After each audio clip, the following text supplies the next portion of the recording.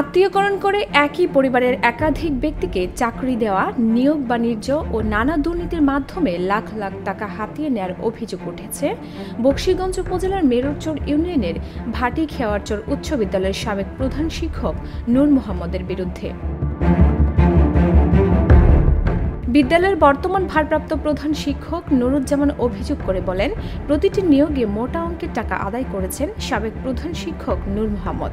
তবে এসব নিয়োগ অবৈধ উল্লেখ করে তদন্ত রিপোর্ট প্রদান করেছে মাধ্যমিক শিক্ষা বিভাগ।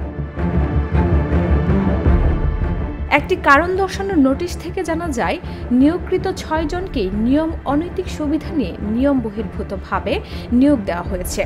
ওই শিক্ষক নিজের চাচা মনসুর আলী বিএসসিকে বিদ্যালয়ের সভাপতি বানিয়ে নিয়োগ দিয়েছেন। নিয়োগকৃত ৬ জনের মধ্যে নূর আমিন তার চাচাতো ভাই, সাবিনা ইয়াসমিন চাচাতো ভাইয়ের বউ, মিথুন খন্দকার ভাগ্নি ও বাকি ৩ জনও তার নিকট আত্মীয়। এদের নিয়োগ সার্টিফিকেট নিয়েও ঝামেলা রয়েছে বলে জানায় একটি সূত্র। নিকট আত্মীয় হলেও প্রতিটি নিয়োগের জন্য মোটা অঙ্কের টাকা হাতিয়ে নিয়েছেন বলে জানান বিদ্যালয়ের বর্তমান ভারপ্রাপ্ত প্রধান শিক্ষক নুরুজ্জামান। গেল বছর অবসরে যান প্রধান শিক্ষক নূর মোহাম্মদ। নিয়োগ দিয়েছিল ওনার চাচাতো ভাই, চাচাতো ভাইয়ের ভাই বউ, এটা হলো ভাগ্নি। 12 লাখ করে ওনারা আমি তো সব নিয়োগ হয়েছে, আঙ্গরও তো উনি নিয়োগ দিয়েছে।